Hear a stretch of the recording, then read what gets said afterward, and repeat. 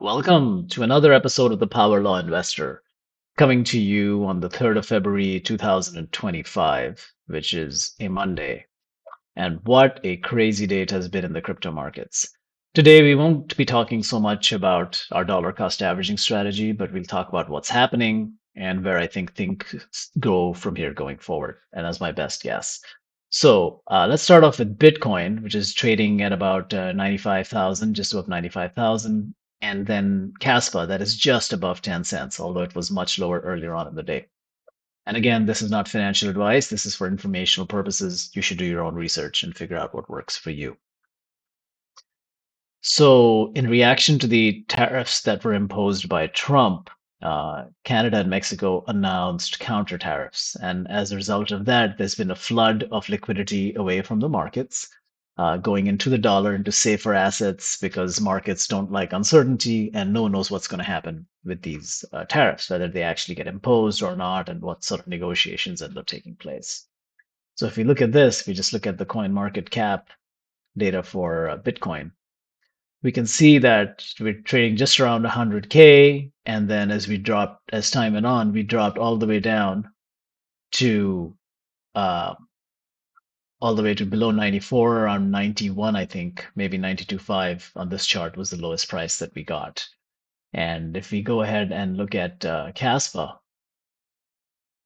let's just go here, we can see that the Kaspa price on the trading view chart right now had dropped down all the way to 7.0, about just above 7 cents, which is crazy because you have to go all the way back to November 23, or maybe even December 20 or January 24 before we had that sort of price go on, right? And that's way below what our expectations was. In fact, if you look at uh, the limit order I had set, I thought it was going to be far fetched that we'd hit 9.5 cents. I thought 10 cents would probably be about the limit of what we'd get. But we not only went below 10 cents, we went below 9.5 cents, we went all the way down to 7 cents. And so at this point, it's very natural to be panicking. Um, but we want to put on the lens and realize that when there's blood on the streets, that's the time to buy, right? And you have to ask yourselves, do you think Kaspa has really got a future? And if you do, now's a great time to pick some up.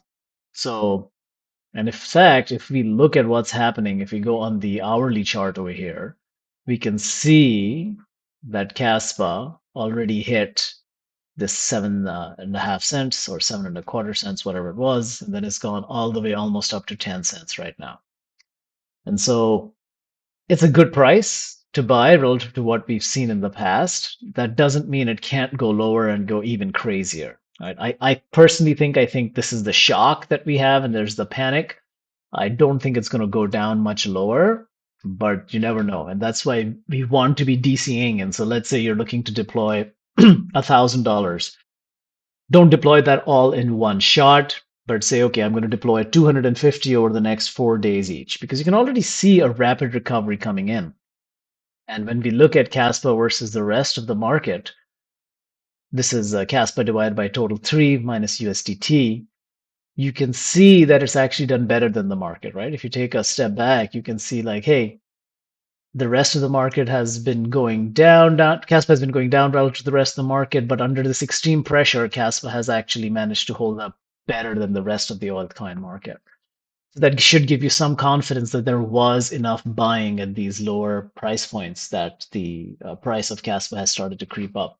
Now, again, we don't know how it will behave relative to the other coins. Some coins will definitely do better. But if you are interested in Kaspa, this is a great opportunity to buy some, right?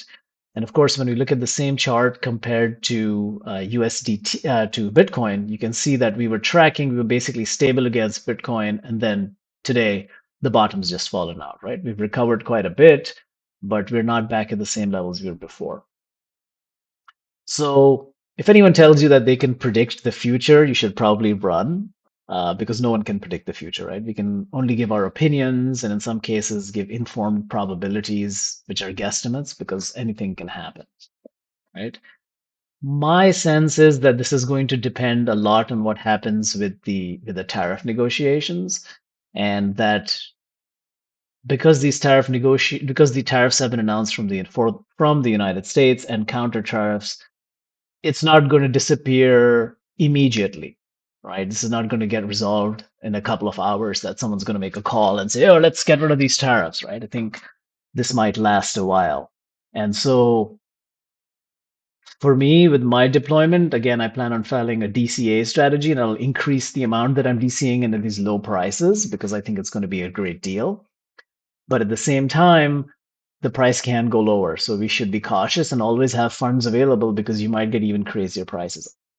My personal sense, and this is just putting my finger up in the air, sort of guessing, is I think that there is maybe a 30% chance that we end up with lower prices than what we hit. So I don't think we go, I think there's a 20%, 20 to 30% chance that we end up going lower than that.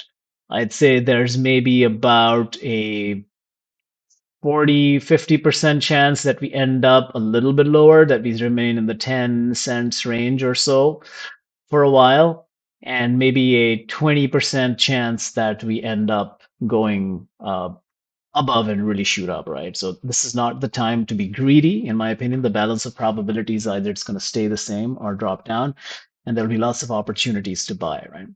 Whenever in a situation like this, it's important not to panic and hit the sell button, but take a step back and ask yourself, look, do I believe in the long-term future of this?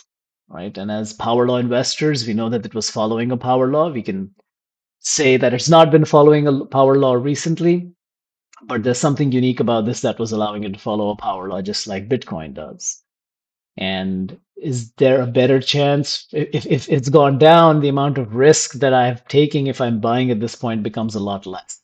All right, this is the counterintuitive thing that the lower you go, the less risky things become. Of course, things can always go to zero, but in general, if I had given a chance to buy a Kaspa at 6 cents versus buying it at 16 cents, 6 cents would be a better price, right? And rationally, that seems like the right way to proceed. But when price is under this sort of pressure, it becomes impossible to really think clearly for the majority of the market, and everyone is panicking. So strap on a new pair of underwear. And if you have funds to deploy, I would suggest that now is a good time to start deploying them in a controlled, regulated manner. And if there are no funds to deploy, it's important to take a step back and just reevaluate your position because I'm pretty sure in a week's time you'll have better prices to sell at if you do decide to sell at than what we have right now. And this brings us to another question, the question of using leverage. Now, when you use leverage, you're borrowing money in order to amplify your returns, but it also amplifies our losses. And under leverage, you have this strange way that the price is going to drop down to just below where you get liquidated, right? And so I highly encourage just to use the spot market for these and not try and play the futures and not try and go on any leverage. It's very uncertain. And if you believe in a project long term, you're going to do really well even in the spot market. So there's really no need for leverage. So I finally wanted to end with something that I've been working on, which is a Kaspa risk metric. This risk metric is here at the bottom. It becomes red the higher the Kaspa price is, and the less of a great deal it appears to be. And the way this risk metric works is it looks at the past behavior of Kaspa, similarly to a power law, and then makes evaluations on, is this a good time to buy? Are we below that particular trend or are we above that particular trend? And right now, as you can see, the value is trading right near zero, which means that this is basically a great time to buy. Since I've developed this metric myself and it's proprietary, I can tell you that the prices can go lower. The metric may hit zero and the price could still go lower. The metric is bounded. But if you look historically, this is going to be a great time to be buying. And we've had similar points like this in the past too. It's not price specific, it's based on what's happening in the history. So it looks back at the past history and says, oh, okay, based on how much things have gone down in the past, this is a good time for us to buy or sell. But right now, it's saying that this is a pretty good time to buy, and this is something that I would be following myself. So I just wanted to give you guys a preview that this is something that I've been working on, and I'll be talking about more in my future videos. So best of luck. Keep calm, keep cool. And this is going to be a great buying opportunity, I believe, in the balance of probabilities, but doesn't mean that we can't go lower and have a lot more uncertainty in the market. So cheers and check in with you soon.